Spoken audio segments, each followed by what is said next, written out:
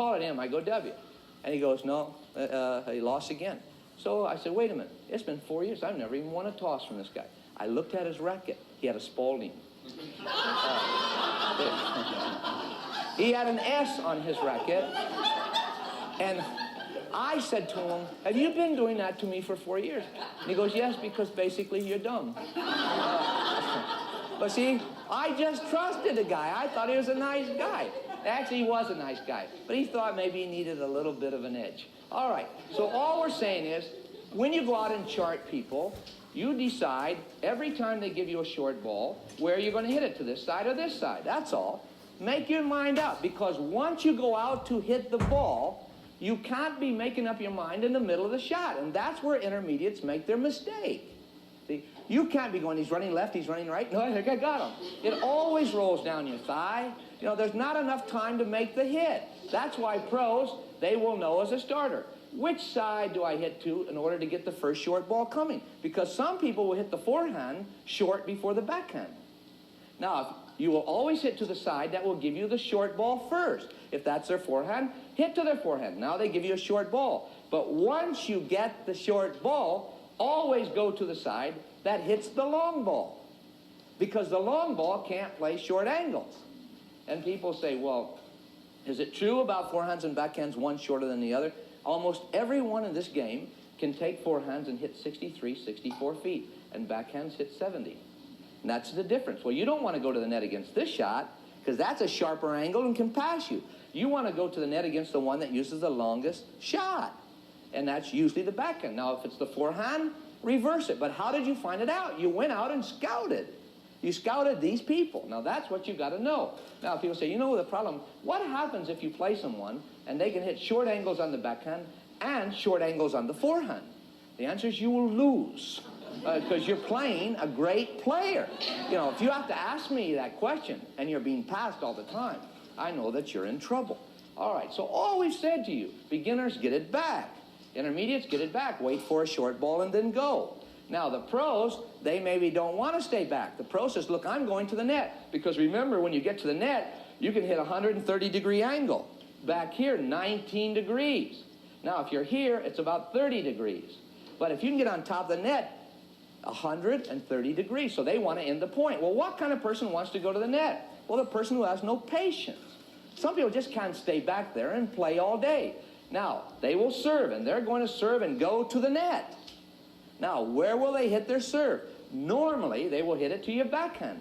Why? Because your backhand has a tendency to go higher and longer. And when you're going to the net, you want the highest and longest ball you can get. So they serve to your backhand. Does this receiver know it? Yep. He knows it, you know it, he knows you knows it. Everybody knows it.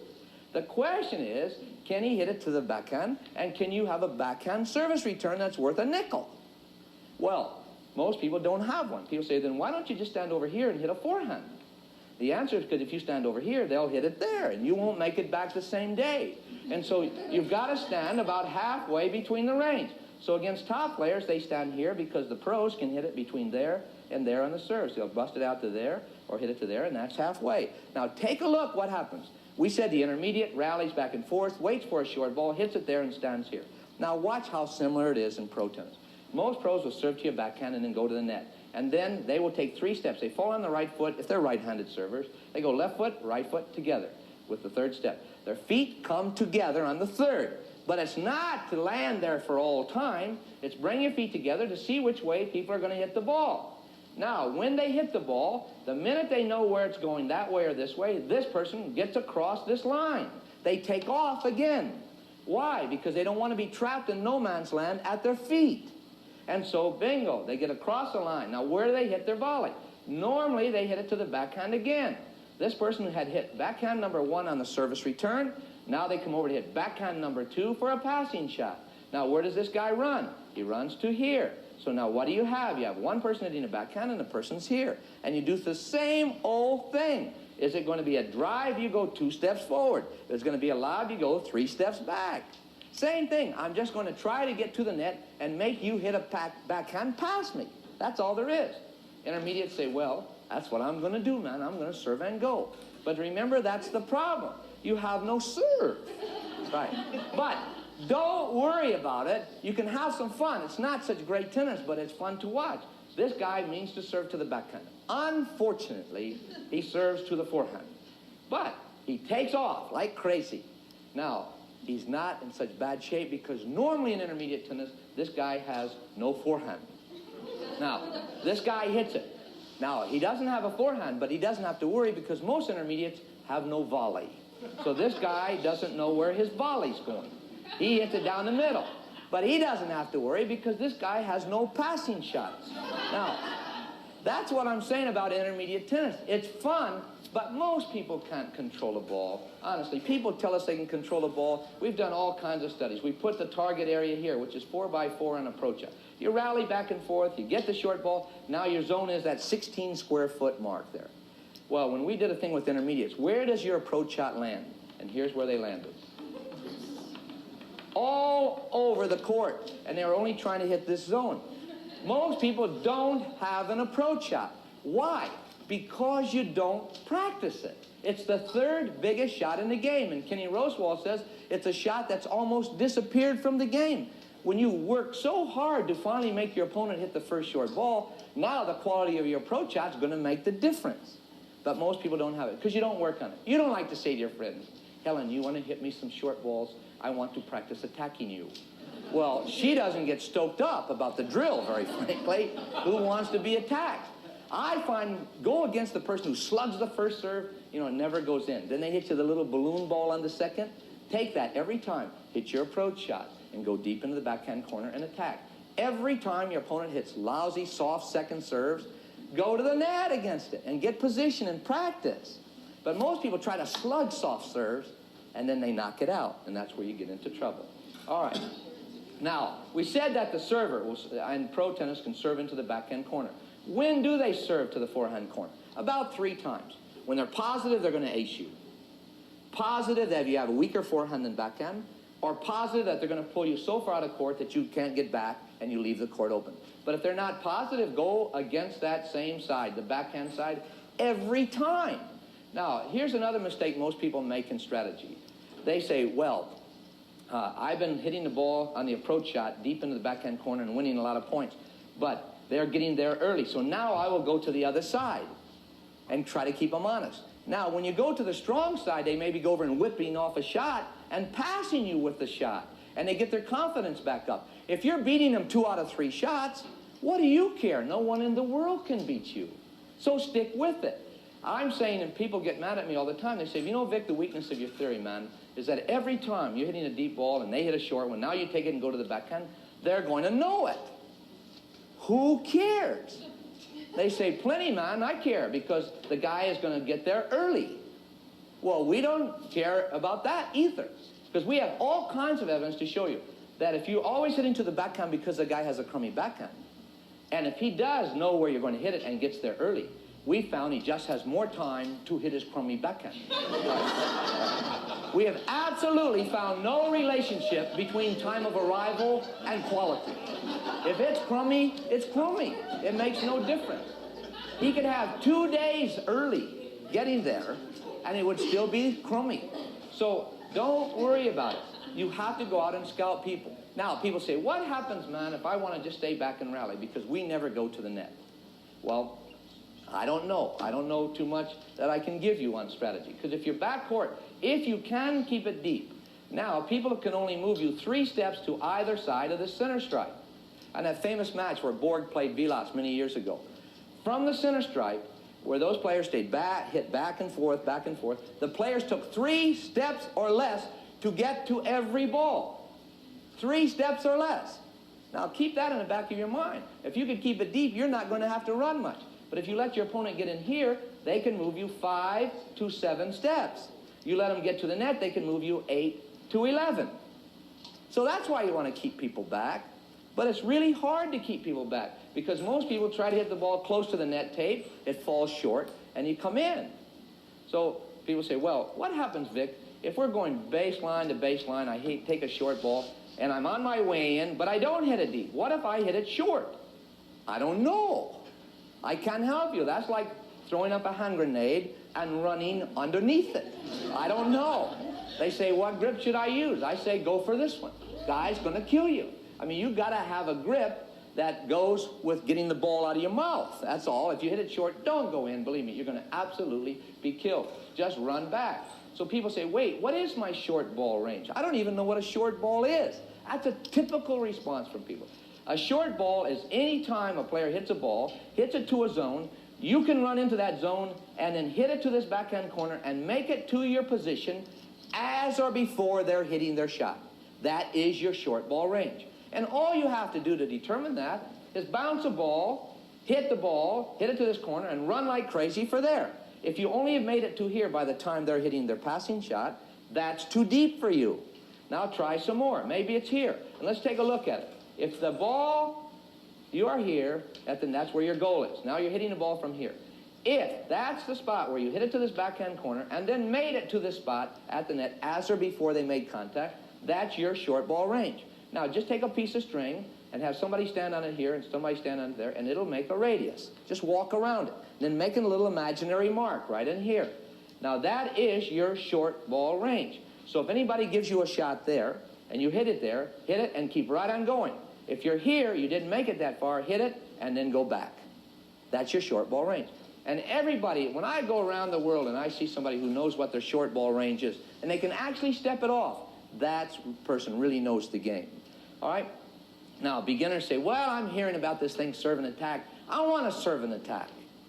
See? But that's the problem. Beginners can't either. They say, hey, well, at least tell me, should I serve it to the forehand or backhand? I just say, hey, get it in the box. Just get it in the box. And they say, doggone it, I hate that. This is an expensive course. That's all you're going to tell me. Yeah, that's all I'm going to tell you. The real problem with beginners, if they get it in the box, they don't get the return. Because they're so happy their serve went in. They're going, man, did you see that? It went in. And now they're holding the racket at the throat, and they're in trouble. I'm saying if you're a beginner, look, don't worry about anything. Just get it back deep and down the middle, and you're going to beat nearly everybody in the world. Just have some fun with the doggone game. Now, think about it from the dinker standpoint. The dinkers say, I'm not doing any of those things you said. I'm just going to stay back and hit the high ball. But think about it this way. Dinkers have a house full of trophies. You ever gone to their house to see their trophies? You have to go to their house because they're hardly ever invited to the major social events. See? But they throw up the high ball. Now, you don't like that because the high ball bounces high, and you're mad again. And you're saying, why don't you stand up, play like a man? And you're all upset. How about the frustration tolerance threshold? The ball goes over the net 10 times. You're going crazy, right? And they're going, boy, this could go to 100. They're so happy, they can hardly stand it. They love it. See, that's the name of the game. And just remember that dinkers only hit the shot they own. People say, well, then how do you beat a dinker? You've got to keep a dinker up at the net and then hit the ball right at them. You can't let them come up there and hit those garbage plays at the net where it rolls off and then they make you angrier, right? Hit it right at them. They may make one good volley and maybe they're lucky, but the next one after that they're going, nice shot. And then you'll beat those dinkers, but you've got to be good to beat a dinker. You can't be lousy and beat a dinker. That's why, as I said, they have a house full of trophies. They're hated people, but I find they're very, very intelligent. All right, so you've got beginners, get it back. You'll be so famous it'll scare you. And then that's all you have to do. Intermediates, get it back, wait for a short ball, and then go. If you're playing board, get it back, wait for a short ball, and then go. And if you're going to stay back, just rally, keep it deep. And don't worry about the fact that you're going to make an error and try to force people around. Don't force them. And if you're going to stay back, just rally from the baseline and keep it in play and be patient. As Borg says, for 100,000 a week, normally I go cross court, sometimes deep and down the middle. If you were with us last week, you heard us give a lot of theory on single strategy. Today, out on the court, we're going to demonstrate why these concepts are so simple in theory, but so difficult to execute. The most basic shot in the game, hit the ball deep and down the middle. Is it as difficult as we say? Let's take a look. All right, Brooke, Dorsey, let's go.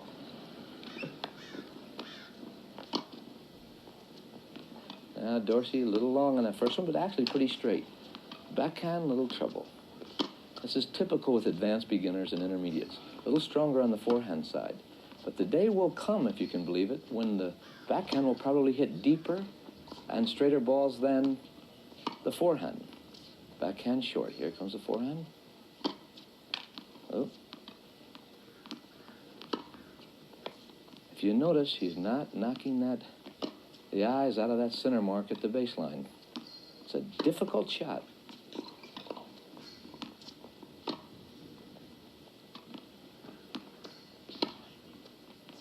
Very nice. She lined it up. The key to watch for is the number of successive shots deep into the middle. If you can get 4, 5, or 6 shots down the middle, you can beat almost anyone in the world.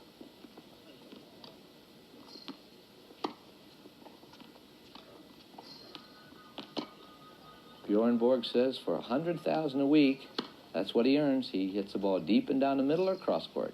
Thank you, Dorsey. Thank you, Brooke. Well, it wasn't so easy, was it? Now let's take a look at the men, John and Jim. All right, first shot for John is very good. Right down the middle. Can he keep it up? That's the name of the game. Down the middle is good. Notice how the backhand starts to pull?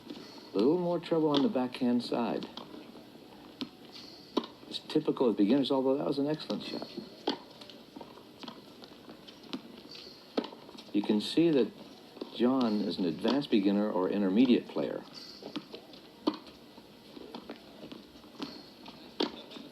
Nice down the middle. Can he do it twice in a row? You see, that's the problem. You don't become an expert and get invited to Wimbledon on one hit. You need to be able to hit 4, 5, 6, 7 in a row. Always there's one.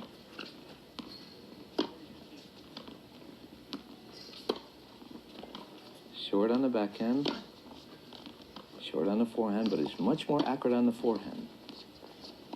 So you can see how difficult it is to master a shot that lands deep and down the middle. But let's assume you could master that shot.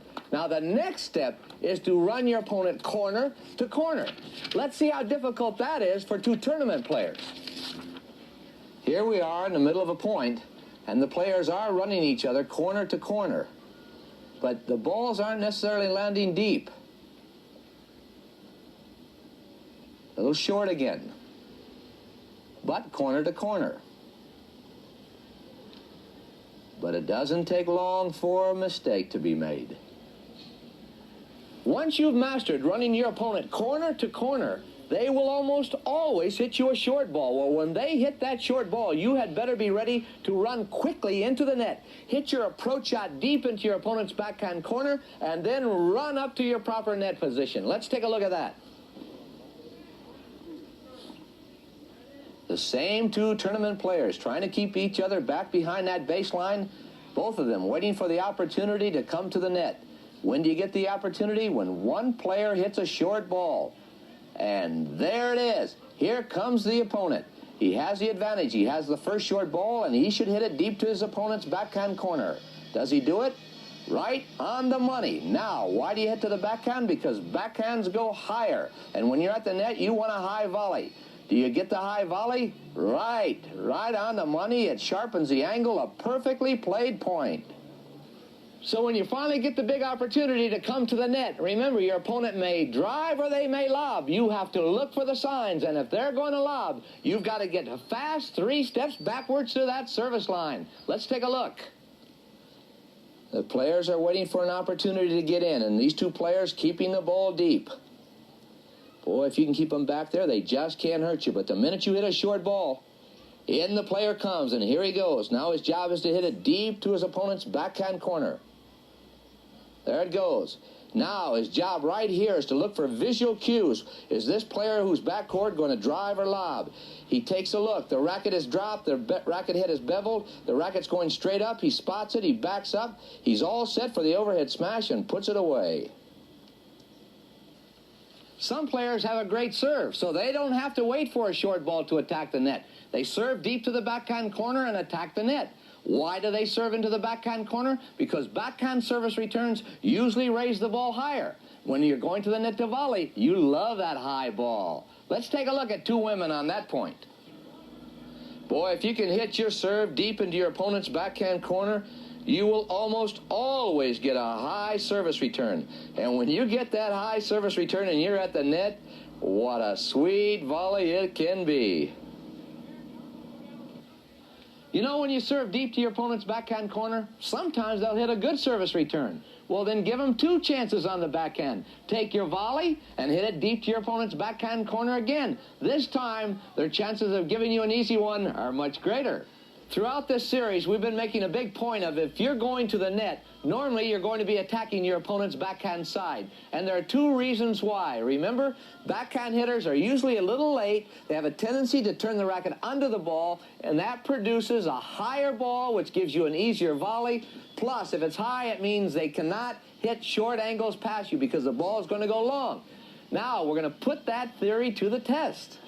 Well, we've given some simple directions to our players who represent many ability levels to hit their shot on the diagonal, hit it cross court, and aim for those white targets you see placed just inside the service box corners. All right, let's do it. All right, now watch on the forehand. They come across the body. She comes across the body, hits near the target. Backhand, look out. Little trouble on the backhand side. Forehand, not too bad. Backhand, little trouble there. Forehand, perfect. Boy, you return like that, you're on your way to Wimbledon. Backhand, not a bad backhand style, but the ball was long and wide, or wide. Backhand into the net again. So you can see as they're aiming on the service return for those little white boxes, those little white squares in the service court corner, it's not very easy. And by far, the better shots are produced off of the forehand side.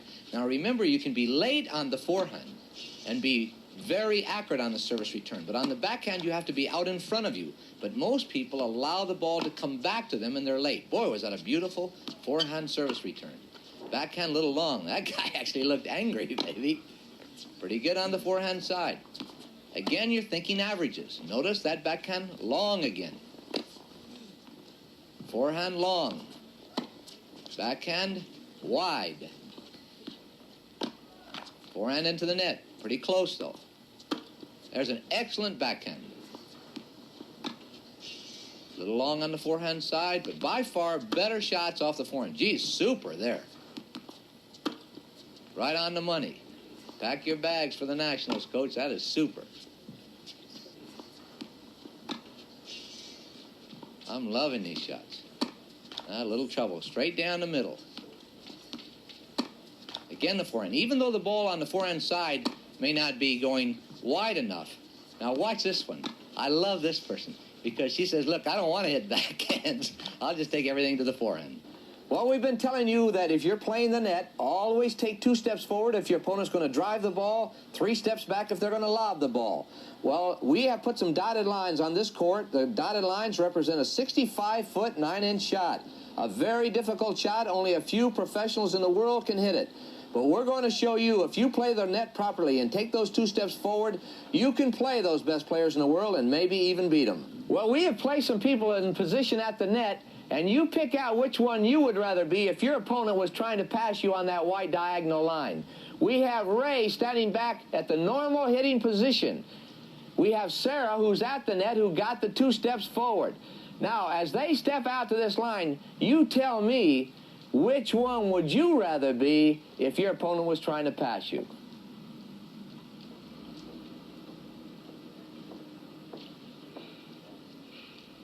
You know, I go around the world asking players, hey, what's your short ball range?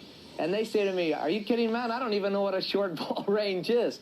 Well, a short ball range is that spot on the court where you can hit your approach shot, hit it deep to your opponent's backhand corner, and then reach your desired position at the net as or before your opponent strikes the passing shot. Well, there's an interesting way to determine your short ball range, and this is how it's done.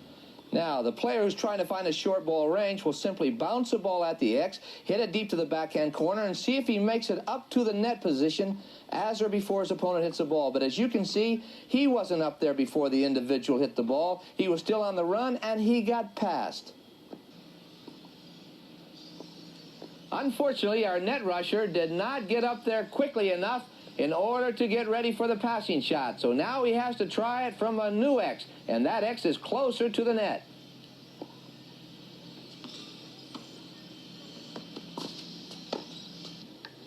So our net rusher has discovered his short ball range. Now all he has to do is to take a rope, hold one end steady, let the other person at the other end walk around until they formed a little radius, and at that point, you now have your short ball range. And now our net rusher's discovered his short ball range. Now, anytime our net rusher hits the approach shot, originally ahead of that line or between the net and that line, you continue on into the net. But anytime our net rusher would hit the ball from behind that dotted line, he should return back to the baseline. Well, if you intend to run your opponent from forehand corner to backhand corner, you only have 19 degrees to make that shot. Whether you're standing in your left backhand corner at the baseline, or whether you're standing in the center of your baseline, or whether you're standing in the forehand baseline corner.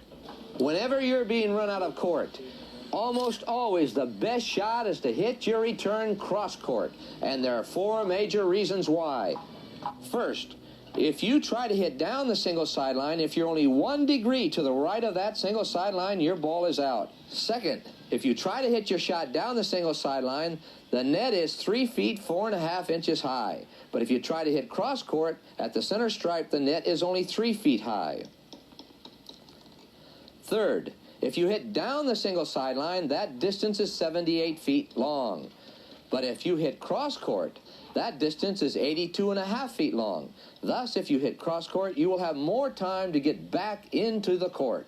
Fourth, you are now hitting a cross court to your opponent, and you have just given him the toughest shot. If he wants to hit down the line from your cross court, that is the hardest shot in the game.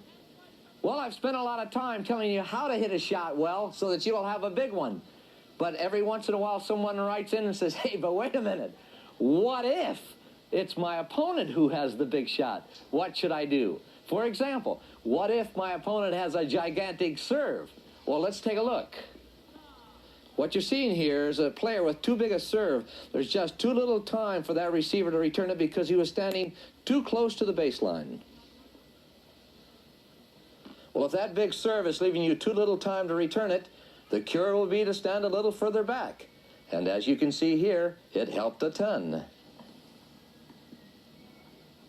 How many times have you played people with a soft second serve and then you run in, try to kill it on the service return and make an error? Doesn't it just tick you off? They have that lousy serve and they're still a winner?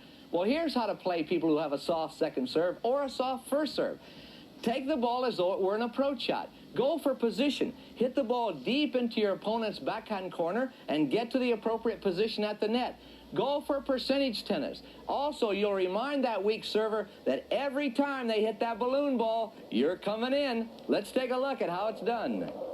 Here you see the server coming in with a soft serve, and the receiver identifies it immediately. Gets a fast first step coming in, knows exactly what he's going to do. He's going to take that ball, use it as an approach shot, hit it deep to his opponent's backhand corner, run to the appropriate position at the net. And when he gets up there, he usually gets one of 2 things. He gets an easy volley or an outright error. Here's a question I'm often asked.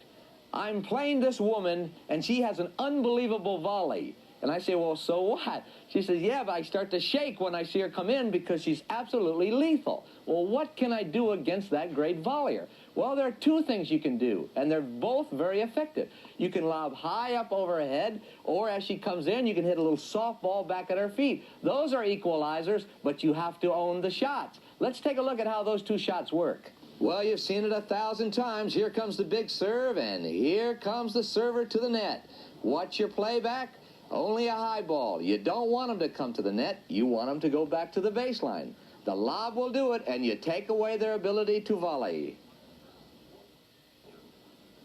Once again, in slow motion, you can see that net rusher coming in, expecting a nice high volley. But what do they get? A ball off the shoelaces, and you just hate those.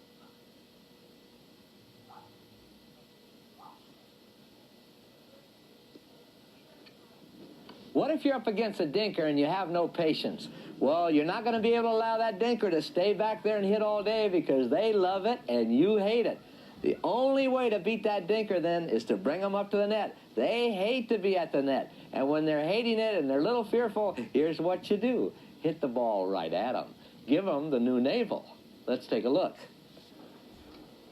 And there's the drive to the dinker, but the dinker plays it smart, right back up in the air again. So the driver decides to bring her in, brings her in, then gets the forehand and pow, right at her. That's what you want to do. Well, I bet you run up against our next player a lot of times. You know, the person has that crummy backhand, but they never hit it. They run way over into the backhand alley and hit forehands all day long. Well, what do? Just give in? No, you don't do that. You get smart. Always hit to the player's strong side first. That pulls them out onto their strong side. But what does it do? It opens up the weak side.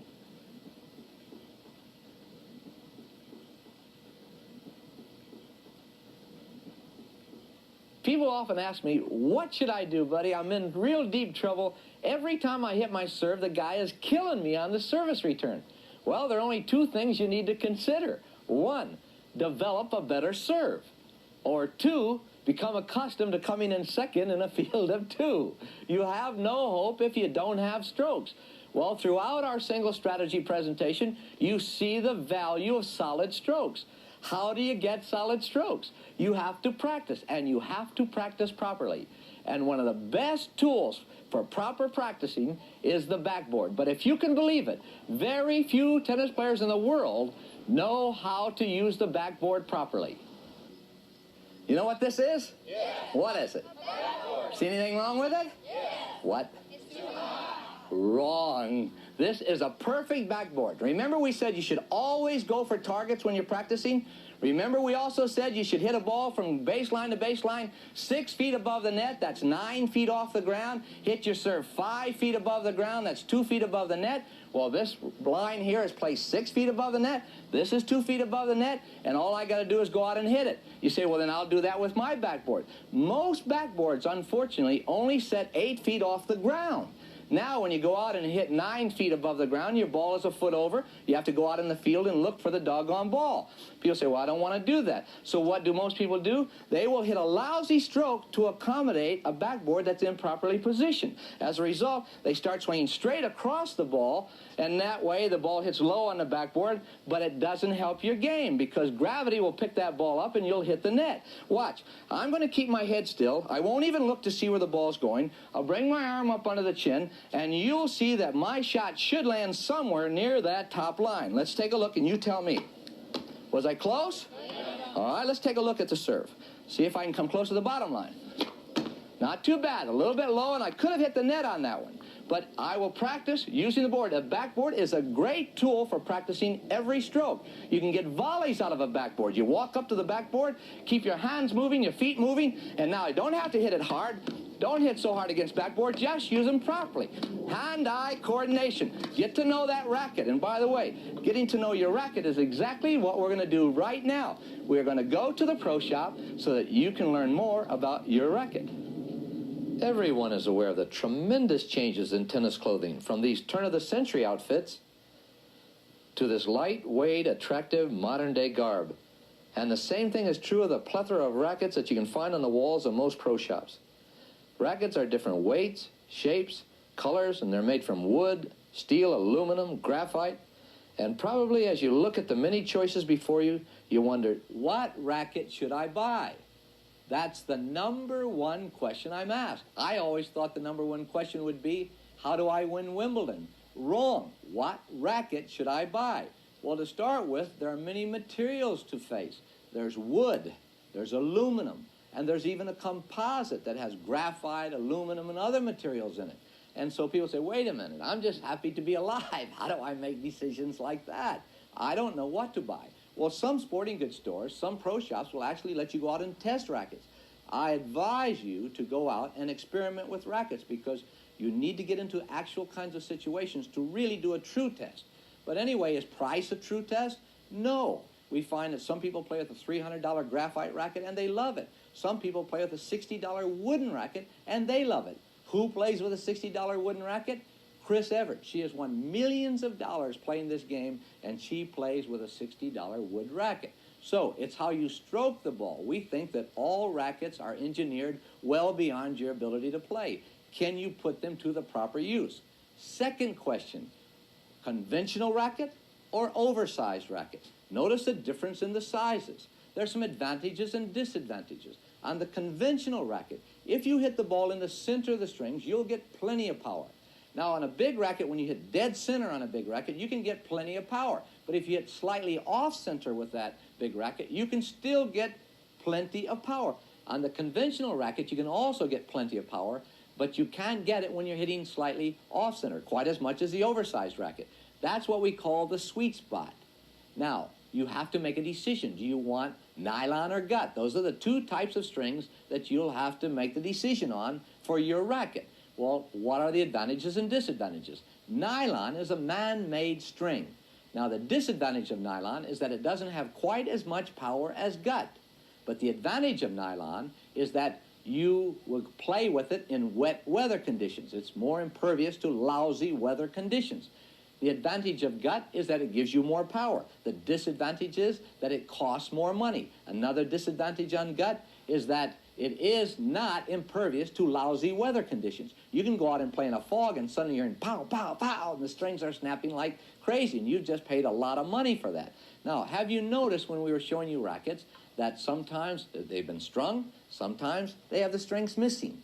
Well, why would anybody want to select a racket that has no strings in it? Well, the advantage of that is that you can go to a sporting goods store or a pro shop and have them string the racket the way you want it to be strung. People say, well, then why buy one that's already on the rack that's strung? Well, in most cases, the sporting goods company or the manufacturer will string rackets because they can mass produce them that way and sell them cheaper to the consumer. So there's an advantage for you, maybe a little cheaper on the racket, a little less expensive. Now, let's get to the racket without the strings in it. You can now go with this frame and say to somebody in a sporting goods store, I want this with gut or nylon, but you can call out the tension. I want 50, 60, 65 pounds. People say, wait a minute, I'm just happy to be alive. I don't know what string tension I want. Well, the research shows that somewhere between 55 and 65 pounds is probably maximum for you. You don't need any more than that, and you'll get all of the shots that you want out of that. And people say, wait a minute, don't tell me 65. I heard on TV that Bjorn Borg strings his racket at 80 pounds. That's what I want. Keep this in the back of your mind. Gut is expensive. At 80 pounds pressure, boy, those strings really ping. And Borg likes the shock that comes up at his arm. It doesn't make the ball do a lot of different things. But have you noticed that sometimes he uses 6, 7, 8 rackets a match because his strings break? Well, gut is very expensive, but Bjorn Borg can afford it. For me, I have to save up to get weighed.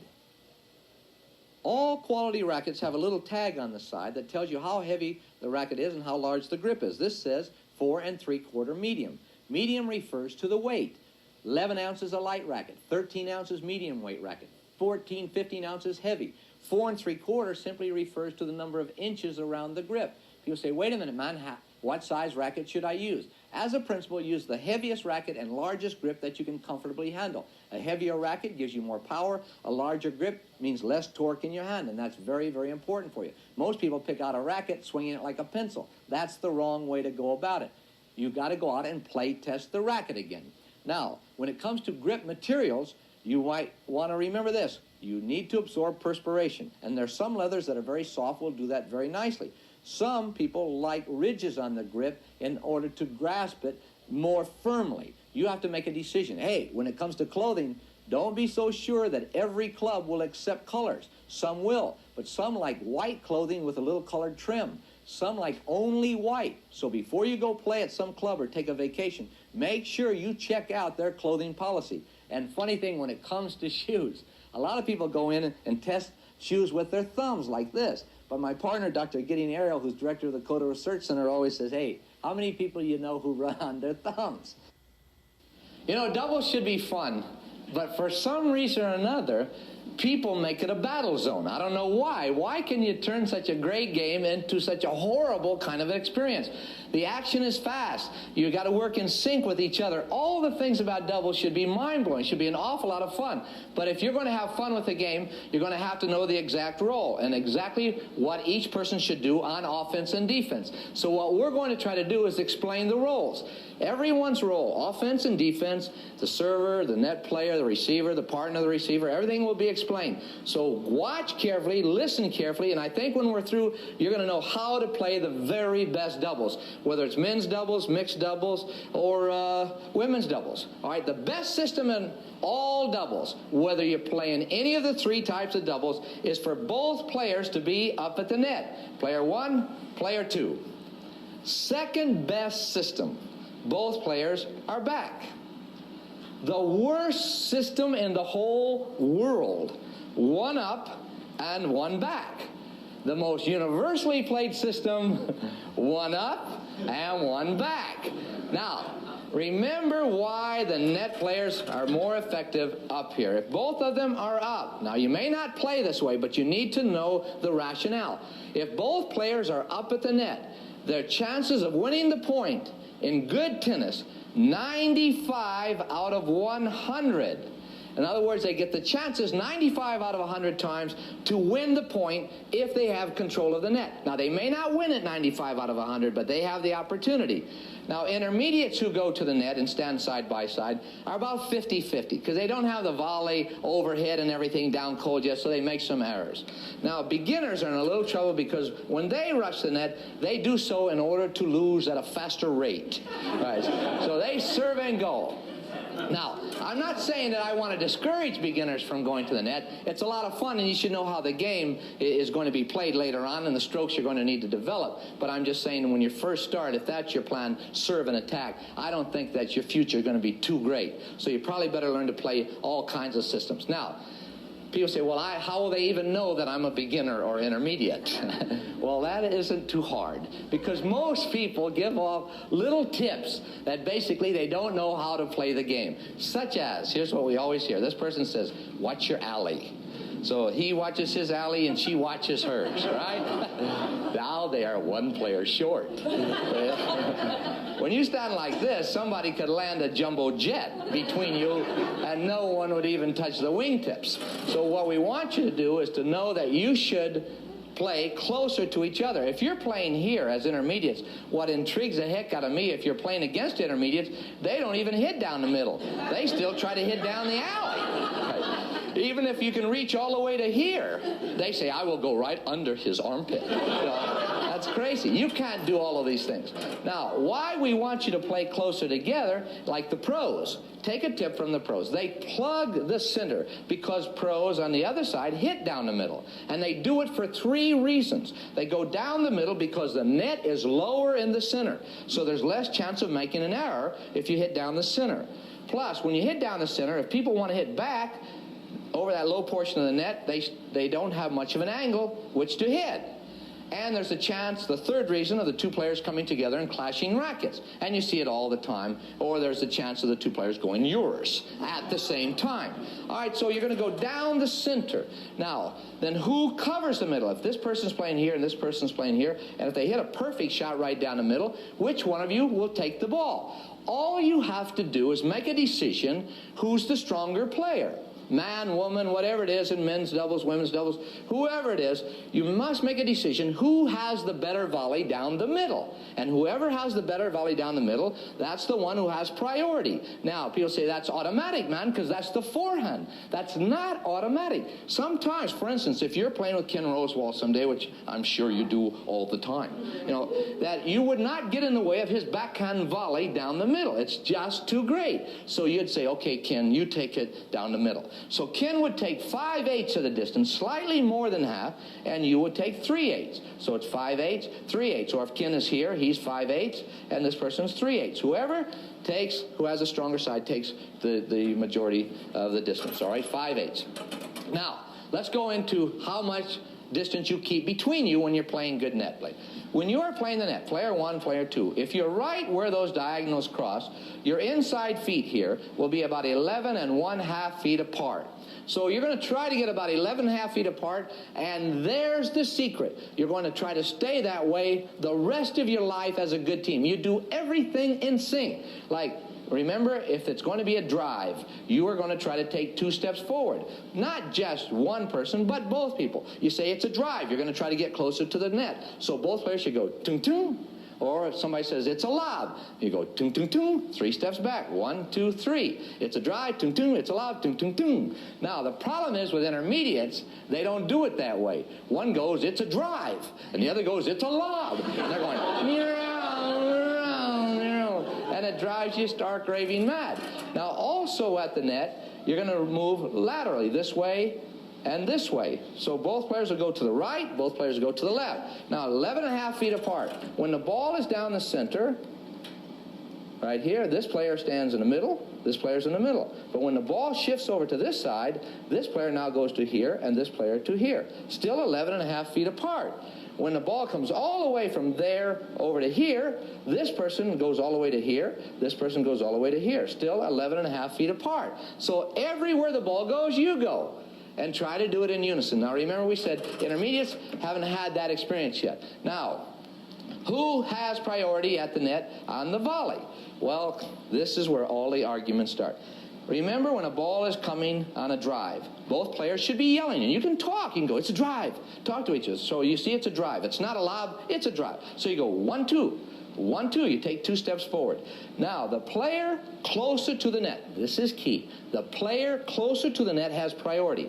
If one said it's a drive and went to here, all the way 2 steps forward, and 2 says it's a drive but stayed here, they didn't move forward, then number 1 has the priority on this shot, even though the ball is going to number 2. The player closer to the net can hit a volley 130 degrees on an angle. They can end a point like this or end a point like this. But people who stay back here at the 10.5-foot mark can only hit 30, 40-degree angles. And thus they can't put the ball away. So your job is, if you want to get the volley, be the one who gets the 2 steps forward. But what happens is where we have some of the divorces start and things like this. This person's here, ball's here, now the ball's coming right to number 2. 1 goes, it's a drive, and gets to here. 2 doesn't move. 1 cuts across and takes the volley. Hits it there, puts the point away. But is this person satisfied? No. They go, you took my volley. Didn't you know that this is called the center line? Right. That was your side. This is my side. Wrong. The person who made the mistake is this person. They didn't get the 2 steps. So you have no right. This person should be mad at number 2 because 1 had to go all the way over and take the ball where number 2 should have been in the first place. So anytime anyone runs in front of your face, don't get angry at them. You were supposed to be where they made the hit. Now, I'll tell you a story about how I got my comeuppance. Louise Bruff, who won Wimbledon one year, she and I worked out for a while before she went to Wimbledon. She came back. She won Wimbledon, by the way. Great person, 12 times, I think 12 or 13 times, United States national doubles champion, women's doubles with Margaret Osborne DuPont. Super player, super person, but when I'm playing doubles with her, man, I know that she's really fast. So on those 2 steps, I know that if this is Vic and this is Louise, I got to go ting, or else I'm going to have somebody handling my own volleys. And I don't like it because I thought I was fairly fast. So the first point I played with Louise, I'm going driver lob, it's a drive, and I just zoom in there. But right in front of my face comes a racket and takes my volley. And then, to make matters worse, he turns around and goes, anytime you're ready, Braden, come on up. Just killed me. But I'm saying, I couldn't say, Louise, this is your side. This is the center line. What I had to do is go out and pick up the speed of my first step. See, that's all I got to do. You got to be faster. All right, now I've already told you about 3 steps back if they're going to lob the ball. If they're going to lob it, you're going to go 1, 2, 3 back, and if it's going to be a drive, you go closer. But keep that in mind because it goes in singles and it goes in doubles. Now, if the lob does go over your head, if somebody back here is playing defense, if they lob over your head and it's successful, you come all the way back. They should have matched. So if this is you now and you're lobbing over your opponents at the net, by the time that lob reaches here, your goal is to have reached this line. You want to match them step for step. And once they arrive back here to hit that ball where you've lobbed over their head, you should have been here. Now, that's not what happens. Most people don't get a fast first step on the, when they see the lob coming, they go driver lob, it's a lob. And then they watch it sail over their head and run like crazy. But when they run back, they don't have to worry, because these people go, boy, I lobbed over their head. But you should have been at the net, because now if they return a nice low ball, you're there to put it away. But you think too late. It's got to be automatic, so you have to really start learning your position well. But that's where we get into trouble again. Now, this is where the men get a little angry at me, and sometimes even the women, because the women are doing it now to the men almost the same amount of time. But for a long time, here's what happens in mixed doubles. The man says, I am going to serve, darling, because I have the serve, obviously. I will put you at the net. Now, when I put you at the net, I am going to give you this all-time great position, right? What they're saying is, I am going to give you this territory because you are so great, right? And I will take this, right? And then what they usually say is, don't forget, hold the racket up in front of your face. You know, it just drives you loony. What they're really saying, if you want to be honest about it, look, darling, if I could, I would put you on the bench. Right? But I will let you play, but watch your spot. Now, the poor person at the net who's like that's already afraid. And plus, they have Wilson 3-dot written all over their bod before the end of the match, because now they're frozen like this, and they're not going to be able to play. You got to be loose. Now, the other problem we face is on defense. The woman ends up getting caught again, usually in mixed doubles. The man usually says, look, when you are receiving serve, darling, I am going to put you on the all-time easy right side. I will take the all-time tough backhand side. Wrong. The woman is playing by far the tougher side. And if it's men's doubles, the person who's playing on the right side is playing the tougher side. Women's doubles, the right side is the tougher side. Keep that in the back of your mind, and here's why. In doubles, when you are going to beat your opponents, when they have the serve, it's almost always a close game, which means it gets to deuce. Well, when it gets to deuce, the server has the power, and the pressure is on the receiver. Who is it on? The woman. Now they serve at deuce. If the woman wins her point, now the receiving team gets the ad. The pressure goes on the server. It's taken off the man. But here's the other reason why there's so much pressure on the right side. When they serve to the woman because the man has told her she's on the forehand side, she's not on the forehand side. They don't serve to your forehand. In good tennis, they serve to your backhand. Now, what do you do with the backhand? You have a tendency to pull across the ball. You don't go like this. You pull across. And when the woman pulls across, the net player's here, she pulls across, and where does the ball go? To the net man. What does the man say? Stupid. I have told you for 10 years, keep the ball away from the net man. Right? Then he says, look, I'm going to show you one more time how to do it. Now, the woman is here, the man is here. They serve to the man's backhand. He does exactly the same thing on the backhand side. But when he pulls across the ball, because he's on the left, his ball goes away from the net man. And then he says, see, dummy, how easy it is. Now, work on your service return. Now, let's go into where you stand when you receive, if you receive in a proper position. When you receive, you stand halfway between the range your opponent has on the serve. What is halfway? Well, when the server's serving here, the receiver will stand pretty close to the singles line, because most servers can serve from there to there, and this is halfway. But you're going to get a ball coming to your backhand, because backhands hit the ball higher and longer. It gives you easier volleys. And so usually good teams are going to attack against your backhand side. Now, if this is number 1, the server, number 2 is here, 3 is receiving, 4 has to know where to stand. If you are the partner of the receiver, try to stand just inside the line or just behind the line. Because as you get better and better, when you stand on the line, in some tournaments, the linesman will tell you, please don't stand on the line. I cannot see the line to call the serve. And if you get in a habit of standing in front or behind, it will help you. Stand in front if your hands are fast. Stand behind if they're slow, because very quick exchanges, and if your hands are slow, you're going to want a little bit more distance, you'd play here. But if your hands are fast, the closer you are to the net, the easier it is to put away the ball. But you have to decide how fast your hands really are. Now, here's the problem. Good position. Number 1, stands as far to the right to serve as they possibly can, but still get the ball into the backhand side. Now, where does the net player stand? Here. But does a net player like to stand there in intermediate tennis? No. They usually like to stand here. Why? Because they don't trust their partner's serve. You see it all the time. They're at the net shaking. And what happens is they're right. They should be shaking because in intermediate tennis, this guy very often hits this person in the back of the head. And then you see this person go, now me, you hit me in the back of the head with your serve. And the service is, you wrecked my best serve. So we're saying if you're playing at the net, at least duck down. Don't stand up. You're going to get hit in the butt. That's where all your meat is, and you're not going to get hurt. But don't stand up straight. At least bend down. Now, let's take it on a perfectly played point from the standpoint of defense. Player 3's here, number 4 is here, 1 here, and 2's here. Now, if 1 serves the ball to 3, if you are the receiver, your goal is to do this. You're going to try to hit the ball at the feet of the onrushing server.